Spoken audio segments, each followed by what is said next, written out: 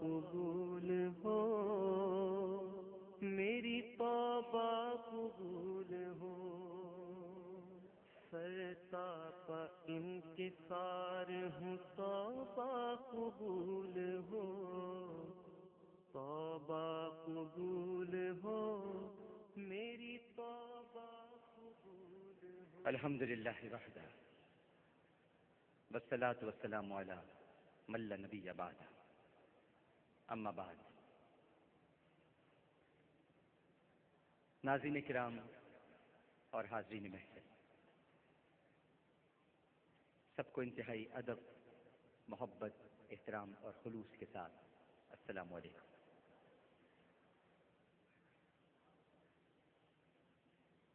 حضور صلی اللہ علیہ وآلہ وسلم یہ دعا مانگا کرتے تھے، اے اللہ مجھے ایسی آنکھیں عطا فرما جو تیرے خوف سے رونے والی ہیں۔ حضرت صدیق اکبر رضی اللہ تعالی عنہ ارشاد فرمایا کرتے تھے کہ خوف الہی سے اگر رونا نہ آئے تو رونے جیسی شکل بنا لیا کر۔ حقیقت تو یہ ہے ناظرین اور حاضرین کہ جہاں پانی جاری ہوتا ہے وہیں سبزہ ہوتا ہے، جہاں پانی جاری ہوتا ہے وہیں سبزہ ہوتا ہے، اور جہاں آنسو جاری ہوتے ہیں وہیں خدا کی رحمت اور مغفرت ہوتی ہے۔ امیر المومنین سیدنا فاروق اعظم رضی اللہ تعالی عنہ وہ ہستی ہیں کہ جن کی 22.5 لاکھ مربع میل پر حکومت قائم تھی، اور جن کے روب و دبدبے کا یہ عالم تھا کہ شیطان ان کی راہ میں پھٹکتا بھی نہ تھا، لیکن فکر آخرت اس حد تک دامنگیر تھی ناظرین اور حاضرین کہ جب دوران تلاوت قیامت کی ہولناکیوں یا عذاب سے متعلق کوئی آیت آ جاتی تو اتنا روتے کہ بے ہوش ہو جاتے۔ علامہ ابو اللیث سمرقندی رحمہ اللہ تعالی ارشاد فرماتے ہیں کہ 7ویں آسمان پر اللہ سبحانہ و تعالیٰ کے ایسے فرشتے ہیں کہ اللہ تعالیٰ نے انہیں جب سے پیدا کیا ہے برابر سجدے میں ہیں، اور اللہ تعالیٰ کے عذاب سے انتہائی خوف زدہ ہیں۔ قیامت کے دن جب سجدے سے سر اٹھائیں گے تو کہیں گے سبحانک ما عبدناک حق عبادتک، اے اللہ تو پاک ہے، ہم تیری کما حق ہو عبادت نہیں کر سکے۔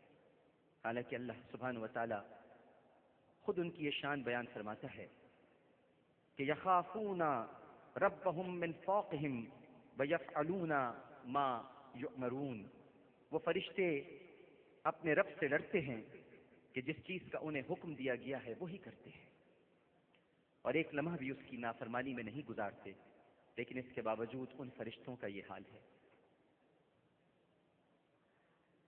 یزید رقاشی رحمہ اللہ تعالی ارشاد فرماتے ہیں کہ عرش کے گرد اللہ تعالیٰ کے کچھ ایسے فرشتے ہیں جن کے آنسو قیامت تک نہروں کی طرح چلیں گے، قیامت تک نہروں کی طرح چلیں گے، اور وہ اللہ کے ذکر سے اور ڈر سے اس طرح سے لرزتے ہیں کہ جیسے ہوا ان کو اڑا کر لے جائے گی۔ اللہ تعالیٰ فرماتے ہیں اے میرے فرشتوں تم کیوں خوف کرتے ہو؟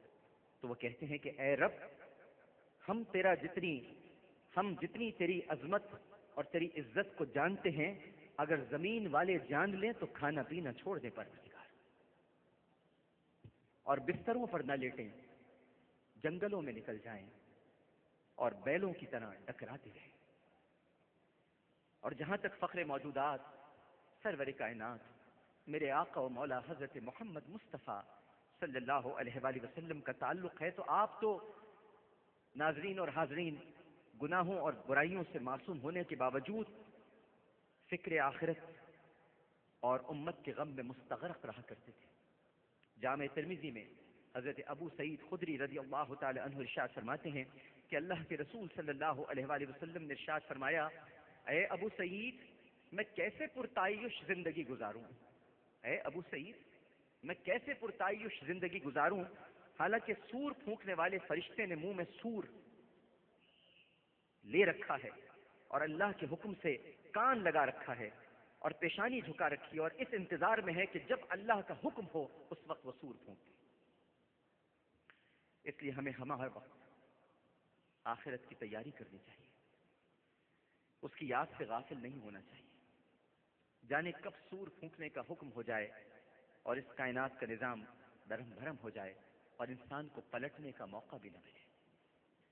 اور دوسری طرف صحابہ کرام رضوان اللہ تعالی علیہم اجمعین جو اللہ سبحانہ و تعالی اور نبی کریم صلی اللہ علیہ وآلہ وسلم کی کامل اطاعت اور فرما برداری کے باوجود اللہ کی پکڑ سے اس قدر خوف زدہ رہتے تھے ناظرین اور حاضرین کہ جیسے ہی آخرت کا تذکرہ ہوتا رونے لگتے، ان کی داڑھیاں مبارک آنسوؤں سے تر ہو جاتی، روتے روتے ہچکیاں بن جاتی، تلاوت کرتے ہوئے خدا کے خوف سے آواز نکلنا بند ہو جاتی، اور بعض روتے روتے گر پڑتے اور بعض بستر پر کروٹیں بدلتے رہتے، نیند نہ آتی، اور بعد میں صبح اٹھ کر فجر کی نماز جب پڑھتے تو پھر چاش تک آہو بکا کرتے رہتے. ایک وہ پاکیزہ ہستیاں تھیں جن کے دن اللہ اور اس کے رسول صلی اللہ علیہ وآلہ وسلم کی اطاعت میں گزرتے تھے اور راتیں بھی اللہ سبحانہ و تعالیٰ کے حضور الہا وزاری، گریہ وزاری، تضرع اور آنسوؤں سے تر رہتی تھی. وہ اپنے ایمان اور عمل کے باوجود جبکہ کامل ہیں اللہ کی پکڑ سے بے خوف نہ تھے. اور ایک آج ہم ہیں کہ نہ ایمان کی اور نہ عمل کی درستگی کی فکر ہے، اور جہنم سے تو ایسے بے خوف ہیں کہ جیسے کوئی مسئلہ ہی نہیں ہو. صحابہ کرام رضوان اللہ تعالی اجمعین کا میں نے ذکر کیا. کتاب التوابین میں آج ایک واقعہ آپ کے سامنے پیش کرتا ہوں.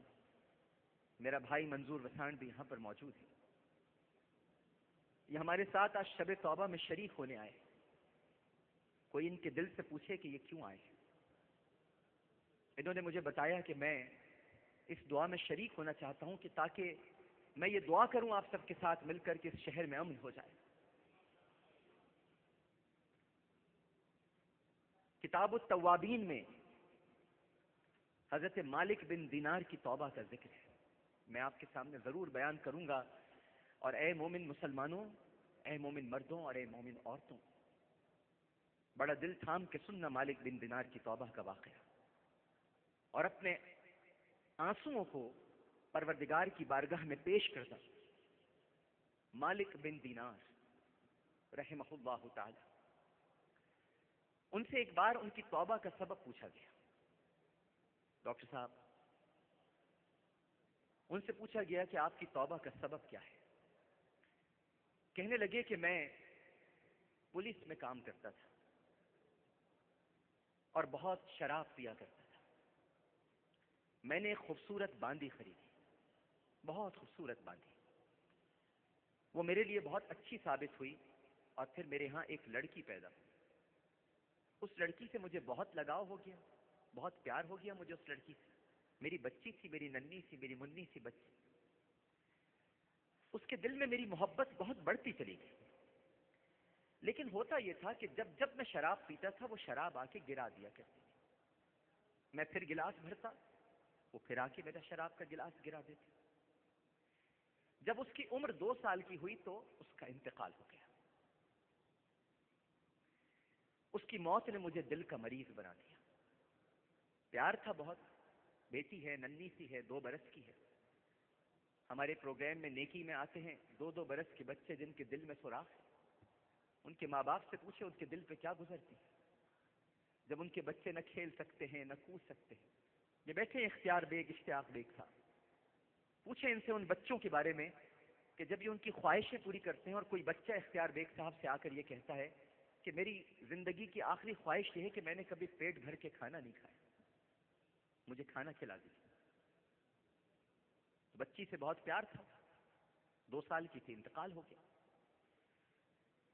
کہتے ہیں کہ 15ویں شعبان کی تاریخ تھی، 15 شعبان تھی اور جمعے کا دن تھا. میں نشے میں چور سو گیا اور میں نے اس دن عشاء کی نماز بھی نہیں پڑھی.